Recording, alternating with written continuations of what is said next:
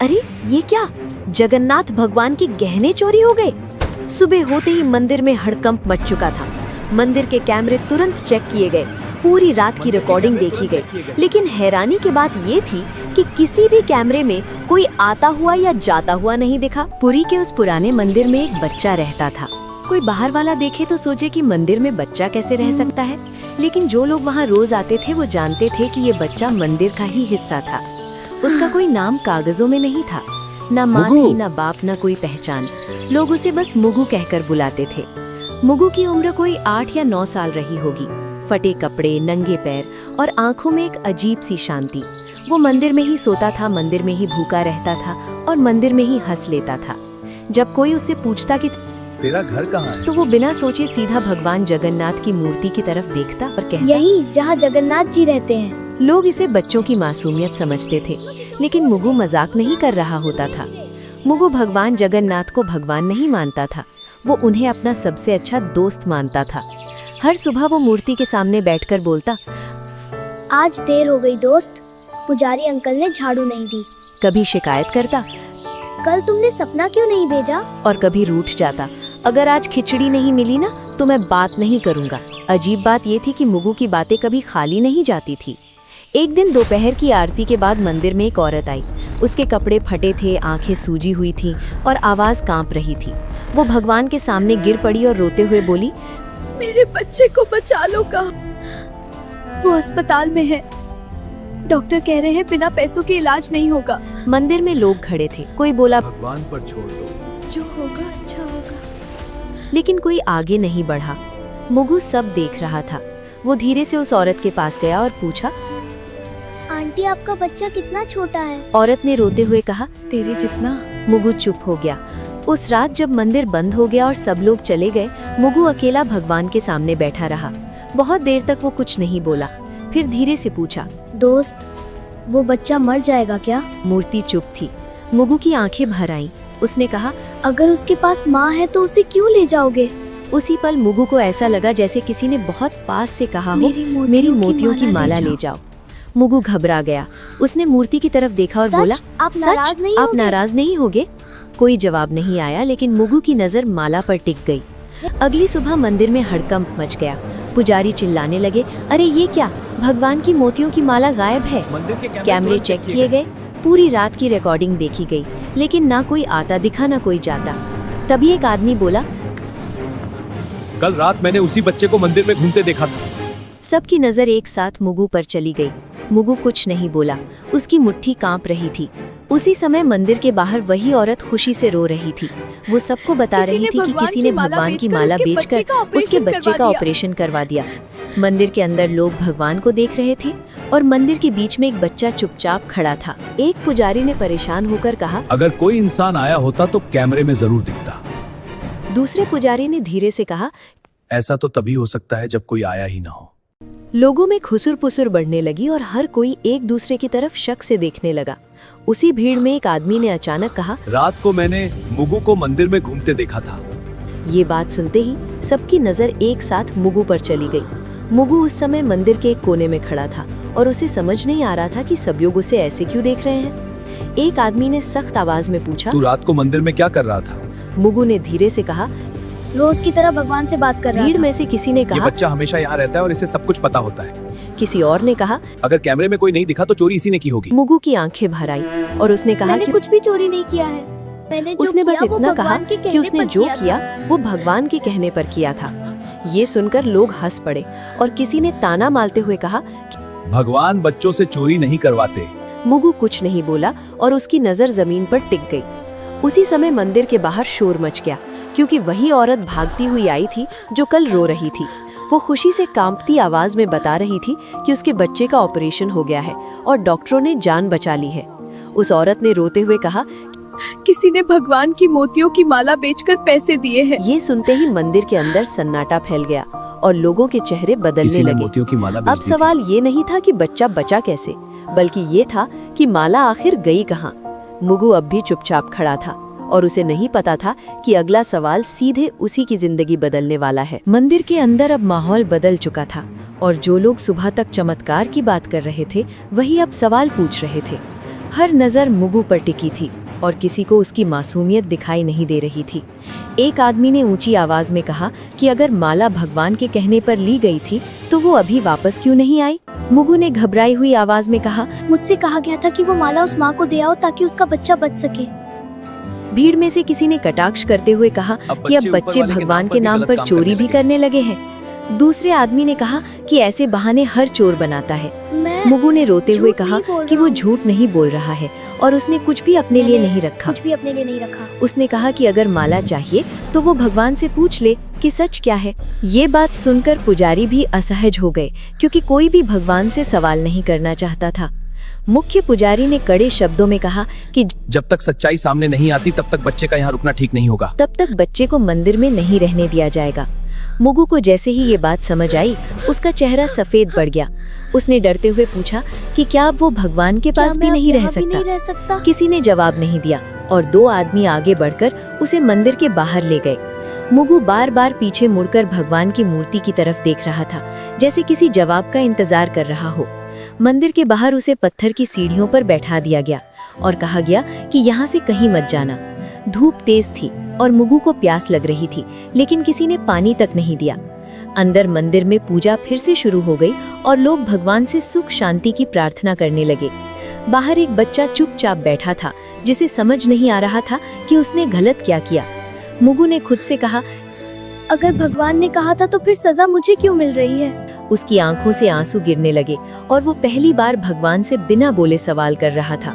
उसी समय मंदिर के अंदर अचानक हवा तेज चलने लगी और दीपक की लौ हिलने लगी। कुछ लोगों ने इसे भगवान की नाराजगी कहा और कुछ ने इसे महज हवा का झोंका मान लिया। मुगु अब भी सीढ़ियों पर बैठा भगवान की तरफ देख रहा था और उसे नहीं पता था कि ये चुप्पी आने वाले तूफान की शुरुआत। शाम होते ही मंदिर के समिति की बैठक बुलाई गई क्योंकि मामला अब सिर्फ माला का नहीं रहा था।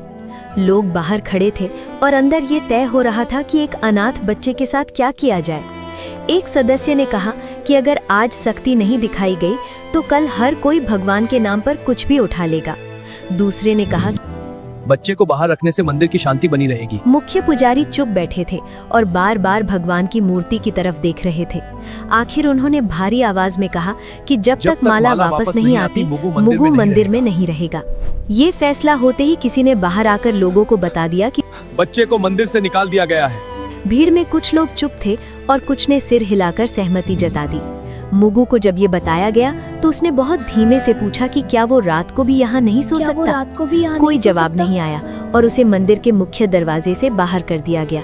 मुगु दरवाजे के पास कुछ देर खड़ा रहा और फिर सीढ़ियों पर बैठ गया। उसे समझ नहीं आ रहा था कि भगवान के घर में उसके लिए जगह कैसे खत्म हो गई। उसी समय मंदिर के अंदर एक पुजारी ने देखा कि भगवान की मूर्ति के पास रखा फूल मुरझा गया है। उसने इसे अशुभ संकेत बताया, लेकिन किसी ने उसकी बात पर ध्यान नहीं दिया।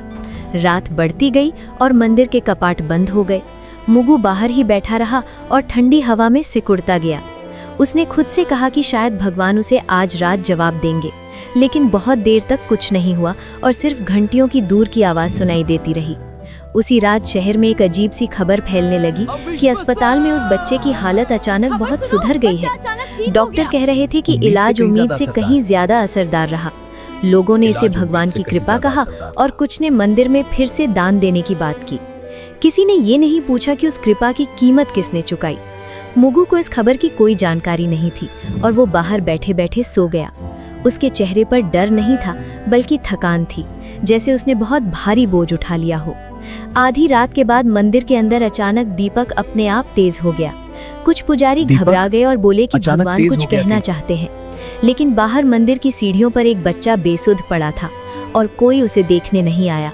मुगु की सांसें हल्की थी और उसे नहीं पता था कि अगली सुबह उसके लिए सबसे कठिन होने वाली है। सुबह होते ही मंदिर के बाहर लोगों की भीड़ फिर जमा होने लगी, क्योंकि रात की घटनाओं ने सबको बेचैन कर दिया था।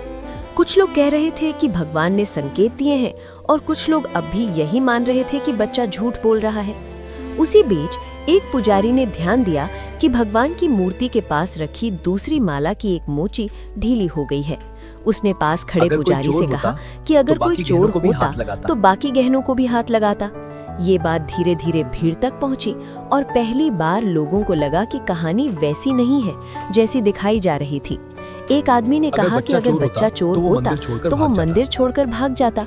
लोगों की नजर बाहर सीढ़ियों पर पड़ी जहां मुगु बेसुध पड़ा था। उसका चेहरा पीला था और उसकी आंखें आधी खुली थीं। एक औरत ने घबराकर कहा कि बच्चे को उठाओ और पानी दो। जब उसे छुआ गया तो सब समझ गए कि मुगु को तेज बुखार है। मुगु ने बहुत धीमी आवाज में कहा कि उसने गलत कुछ नहीं किया है। उसने बस इतना कहा कि भगवान ने कहा था कि किसी की जान बचाना सबसे जरूरी है। ये सुनकर कुछ लोग चुप हो गए और कुछ की आंखें झुक गईं। मुख्य पुजारी आगे आए और पहली बार उन्होंने मुगु की बात ध्यान से सुनी। पुजारी ने उससे पूछा कि भगवान ने तुझसे और क्या कहा था। मुगु ने कांपती आवाज में कहा, भगवान ने कहा था कि सच सामने आने में समय लगता है। उसी समय अस्पताल से एक आदमी मंदिर पहुंचा जिस बच्चे और का उसने ऑपरेशन हुआ बताया था, कि उसकी जिस हालत अब बच्चे पूरी का तरह ऑपरेशन ठीक है। हुआ था उसकी हालत अब पूरी तरह ठीक ऑपरेशन के पैसे है। उसने अचानक ये मिल भी गए कहा थे। कि ऑपरेशन इसलिए के डॉक्टरों ने पैसे बिना देर अचानक के इलाज मिलने शुरू से कर दिया। डॉक्टरों ने तुरंत इलाज शुरू कर दिया था। अब मंदिर में सन्नाटा था और लोग एक दूसरे को देखने लगे। सबको समझ आ रहा था कि अगर माला न गई होती तो शायद वो बच्चा आज जिंदा न होता। लेकिन सवाल अब भी वही था कि माला मंदिर से बाहर कैसे गई। किसी ने फिर से कैमरे देखने की बात कही। जब कैमरे दोबारा चेक किए गए तो एक अजीब बात सामने आई। रात के ठीक उसी समय जब माला गायब हुई थी, सभी कैमरे कुछ सेकंड के लिए अपने आप बंद हो गए थे। टेक्नीशियन ने कहा कि ये आम बात नहीं है और बिजली में कोई दिक्कत भी नहीं हुई थी। लोगों के चेहरे पर डर साफ दिखाई देने लगा। मुख्य पुजारी ने भारी आवाज में कहा कि अगर ये सब सच है तो ये चोरी नहीं थी। उन्होंने कहा कि ये किसी की परीक्षा हो सकती है। मुगु को उठाकर अंदर लाया गया और पहली बार उसे भगवान के सामने बैठाया गया। उसने थकी हुई आंखों से मूर्ति को देखा और बहुत धीमे से कहा कि उसने वही किया जो दोस्त ने कहा था। लोग चुप थे और किसी के पास कहने को कुछ नहीं था। सबको लग रहा था कि सच्चाई सामने आ रही है, लेकिन अभी पूरी नहीं हुई है। मंदिर के अंदर अब सन्नाटा था, लेकिन उस सन्नाटे में भी कुछ लोग सच को मानने के लिए तैयार नहीं थे। एक सदस्य ने कहा कि कैमरे बंद होना तकनीकी गड़बड़ी भी हो सकती है और इसे चमत्कार मान लेना ठीक नहीं है। दूसरे ने कहा कि अगर आज बच्चे की बात मान ली गई तो कल कोई और भी भगवान का नाम लेकर चोरी करेगा। ये बातें सुनकर कुछ लोग सहमति में सिर हिलाने लगे। मुगु को अंदर लाने के बाद उसकी हालत और बिगड़ने लगी थी। उसका शरीर तप रहा था और सांसें तेज हो गई थी। एक पुजारी ने कहा कि बच्चे को डॉक्टर के पास ले जाना चाहिए, लेकिन समिति के एक आदमी ने कहा कि पहले सच्चाई तय होनी चाहिए, इलाज बाद में भी हो सकता है। ये बात सुनकर कुछ लोग असहज हो गए, लेकिन किसी ने खुलकर विरोध नहीं किया। मुगु ने आंखें खोलकर बहुत धीमे से कहा कि उसे अब डर नहीं लग रहा है। उसने कहा कि अगर वो बाहर ही मर जाता तो भी उसने सही काम किया होता। ये सुनते ही मंदिर के अंदर खड़े कुछ लोगों की आंखें भर आईं। उसी समय एक आदमी जोर से बोला कि अगर बच्चा इतना ही सच्चा है तो भगवान उसे क्यों नहीं बचा रहे। ये सवाल ऐसा था जिसे कोई सुनना नहीं चाहता था। मुगु ने कमजोर आवाज में कहा कि भगवान हमेशा किसी को बचाने नहीं आते। उसने कहा कि कभी-कभी भगवान चाहते हैं कि इंसान सही फैसला ले। ये बात सुनते ही मंदिर में कुछ लोगों को गुस्सा आ गया। एक आदमी ने कहा कि ये बच्चा भगवान बनकर बोल रहा है। मुगु ने बहुत मुश्किल से मुस्कुराते हुए कहा कि वो भगवान नहीं है, बस दोस्त की बात बता रहा है। उसकी आंखें धीरे धीरे बंद होने लगी। उसी समय बाहर से आवाज आई कि एम्बुलेंस आ गई है। कुछ लोग राहत की सांस लेने लगे और कुछ अब भी खड़े रहे। जब मुगु को उठाकर बाहर ले जाया गया तो मंदिर के अंदर अचानक तेज हवा चली। दीपक की लौ एक पल के लिए सीधी खड़ी हो गई। कुछ पुजारी डर गए और बोले कि अब देर हो चुकी है। किसी ने पूछा कि किस बात के लिए देर हो चुकी है, लेकिन कोई जवाब नहीं आया। मुगु को एम्बुलेंस में डाल दिया गया और दरवाजा बंद हो गया। उसकी उंगलियां ढीली पड़ रही थीं और उसकी सांस बहुत हल्की हो गई थी। मंदिर के अंदर लोग अब भी बहस कर रहे थे कि सच क्या है। उसी समय एम्बुलेंस के सायरन की आवाज दूर होती चली गई। मुख्य पुजारी ने भगवान की मूर्ति की तरफ देखा और पहली बार उनकी आंखें भर आईं। उन्हें समझ आ गया था कि सही और गलत के बीच का वक्त बहुत कीमती होता है। एम्बुलेंस के जाते ही मंदिर के अंदर एक अजीब सी खामोशी फैल गई और बहस अपने आप रुक गई। लोग एक दूसरे का चेहरा देख रहे थे, जैसे सबको अचानक समझ आ गया हो कि अब शब्द बेकार हैं। कुछ देर बाद अस्पताल से फोन आया और मुख्य पुजारी ने कांपते हाथों से कॉल उठाई। डॉक्टर ने बताया कि बच्चे की हालत बहुत नाजुक है और अगला 1 घंटा बेहद अहम है। ये सुनते ही मंदिर में मौजूद कई लोगों के चेहरे पीले पड़ गए। किसी ने धीमे से कहा कि अगर हमने उसे पहले भेज दिया होता तो शायद हालात अलग होते। एक आदमी ने गुस्से में कहा कि अब पछताने से क्या फायदा, जो होना था वो हो चुका है। लेकिन उसकी आवाज में भी भरोसा नहीं था, सिर्फ डर था। हो चुका है। उसी समय वो औरत फिर मंदिर पहुंची, जिसका बच्चा अस्पताल से बचकर लौटा था। उसने मुगू के बारे में पूछा और जब उसे सच बताया गया तो वो जमीन पर बैठ गई। वो रोते हुए बोली कि अगर उसका बच्चा बचा है तो उसकी वजह वही अनाथ बच्चा है।